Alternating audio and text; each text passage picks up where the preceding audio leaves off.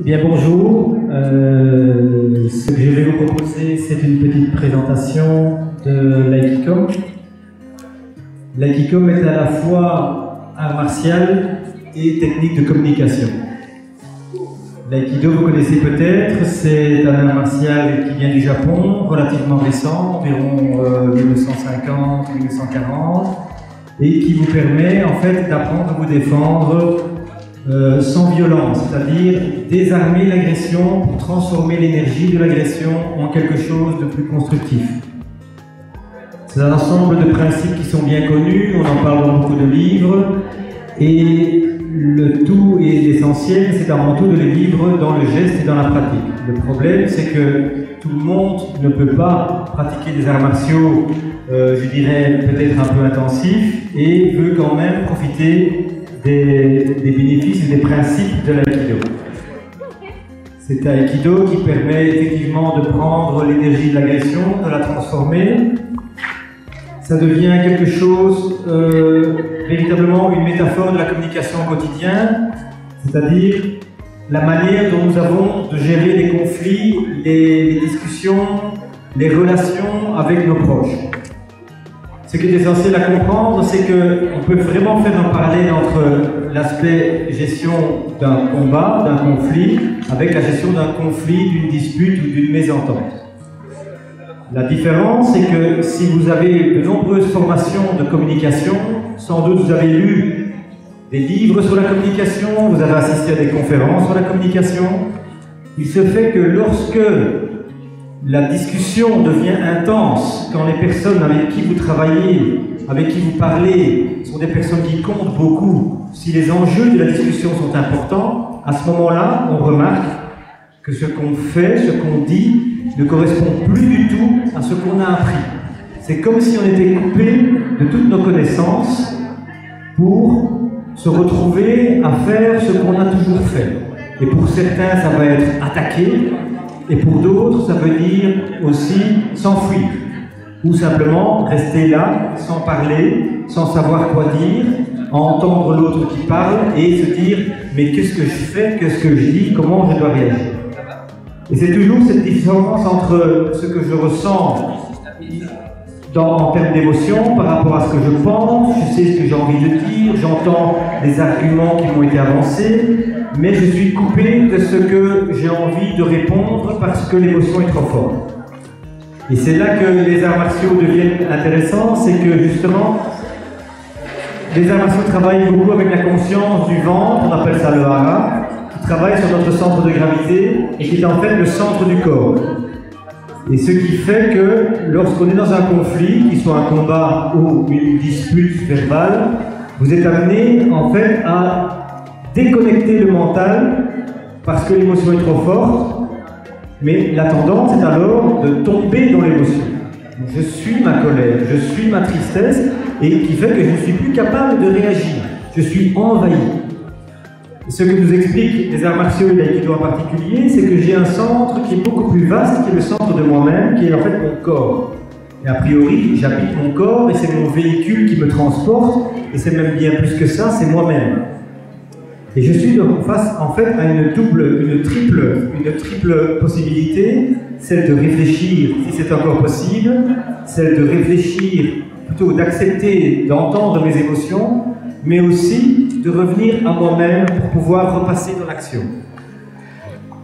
L'Aikido est en fait une contraction d'Aikido, qui est un art martial qu'on pratique sur un tatami, en kimono, etc. On apprend des techniques de défense corporelle avec main nue, avec sabre, avec bâton. L'Aikido est en fait, on a remplacé le do de la voix par le com de communication. C'est-à-dire qu'en fait, étant donné qu'on peut faire le parallèle, il y a beaucoup de quantités de techniques de communication, comme la programmation neurolinguistique, PNL, la communication non violente, la CNV, l'analyse transactionnelle et plein d'autres approches qui vous donnent des outils techniques verbaux pour apprendre à gérer vos émotions, pour apprendre à être mieux soi-même. Ce que j'avance avec l'Aikido, c'est justement le fait de redevenir, comme on le dit en Aikido, non violent, cherchant la paix et l'harmonie, mais pas comme beaucoup l'entendent parfois, en se laissant faire. C'est-à-dire de pouvoir trouver une forme de bien-être, de respect de l'autre, mais avant tout et également de respect de soi. C'est-à-dire, ok, gentil, mais pas au prix de m'effacer, pas au prix de disparaître. C'est le fait d'être gentil, et pour reprendre le titre d'un livre que vous connaissez sans doute, de Thomas d'Ansembourg, qui avait écrit « Cessez d'être gentil, soyez vrai », moi je dirais plutôt au contraire « Continuez d'être gentil, soyez fort ». Et soyez fort, c'est pas musclé, biceps, c'est tout le bazar, c'est simplement être fort parce que centré et en contact avec soi-même. Quand je suis en contact avec moi-même, je peux accepter, je peux reconnaître, je peux écouter mes émotions, je peux réfléchir, mais je sais que je suis plus que mes pensées, je sais que je suis plus que mes émotions. Je forme un ensemble formé des trois. Moi, mon corps, mes émotions et mes pensées. À partir de là, je vais travailler, et c'est ça qu'on fait en Aikicom, je vais travailler des mouvements qui ressemblent à de l'aïkido, mais qui sont plus simples. Des mouvements sans chute. Des mouvements où on ne fait pas des frappes véritables, mais qui sont en fait des métaphores corporelles par le mouvement de scènes de conflits quotidiens. Quelqu'un met la pression sur moi, c'est moi qui mets la pression sur quelqu'un, des échanges d'invectives, comment est-ce que j'ai réagi avec ça, comment je fais pour pouvoir être disponible et revenir dans la force d'être gentil. Et gentil n'est pas péjoratif, parce qu'on entend toujours gentil, bien gentil, mais c'est gentil dans le sens de bienveillant. Bienveillant pour moi, bienveillant pour l'autre. Le tout, c'est à ce moment-là de se mettre dans les conditions. Et dans toutes les conditions de combat, la première chose qu'il faut faire, c'est se protéger. Si vous avez à faire face à une agression, qu'elle soit verbale ou physique, il est un petit peu vain et inutile d'essayer de, à la fois, recevoir le coup et continuer d'être gentil. C'est assez contradictoire. C'est véritablement, j'encaisse, j'ai une vocation de martyr, et en même temps, j'essaye d'être positif et d'être acteur. L'essentiel qu'on apprend à travers l'Aikicom, ce sont justement ces techniques qui permettent de se placer à un autre endroit, hors de la ligne de l'attaque, hors de la ligne de danger, de manière à redevenir disponible pour reconstruire un dialogue.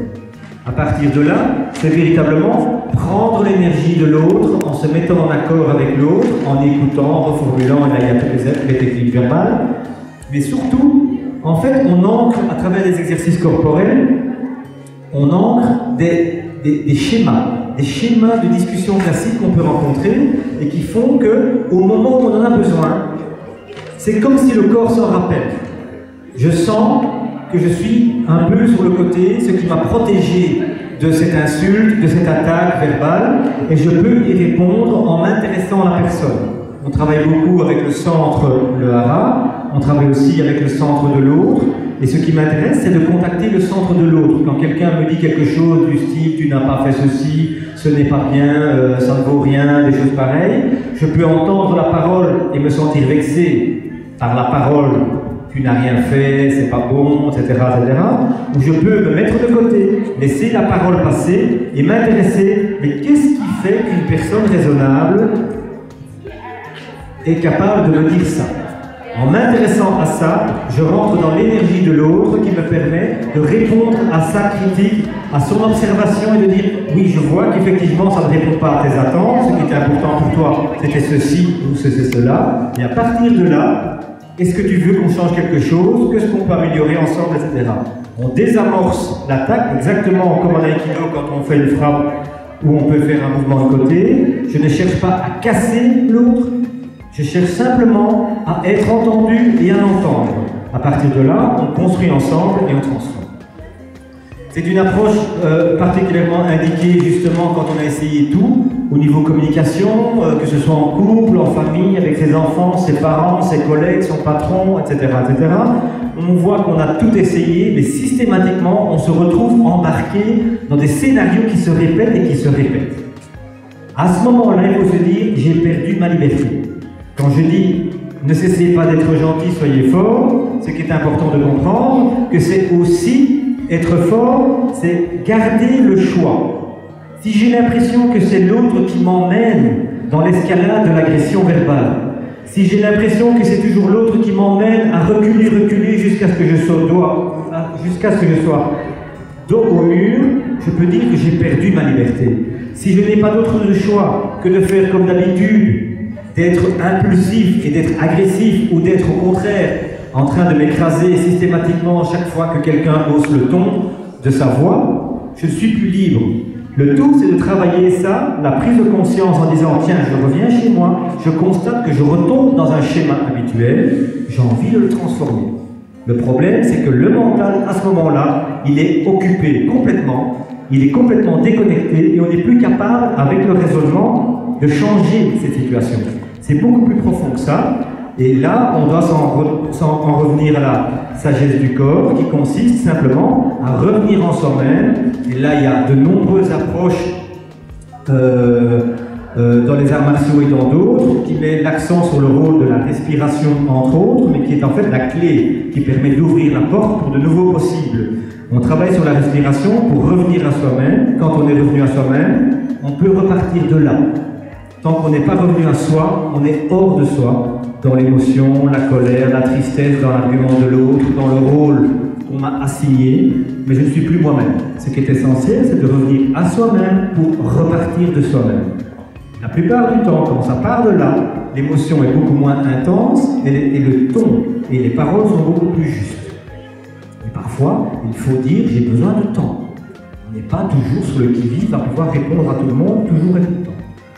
Donc voilà, c'est un peu une combinaison d'un art martial, de reprendre en fait un petit peu la qualité de ce qu'on appelle la qualité du guerrier. La qualité du guerrier, c'est celui qui est défenseur de valeurs et qui va mettre son courage et son énergie au service de ses valeurs.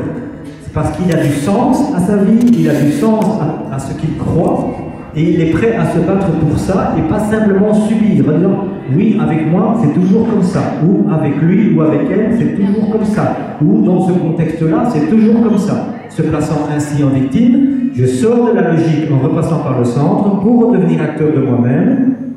Et comment je redeviens acteur de moi-même? Simplement en recontactant ce que je suis au plus profond, à savoir au niveau du corps, parce que tant que le corps est vivant, il y a de l'espoir, comme on dit, on peut à ce moment-là recommencer d'agir, et ça se construit au fur et à mesure. Il n'y a pas de solution miracle, c'est un travail qui se fait au jour le jour, conflit après conflit, mais ça en vaut la peine. Vous avez tous connu des situations de conflit, où, en fin de compte, c'est une personne très chère.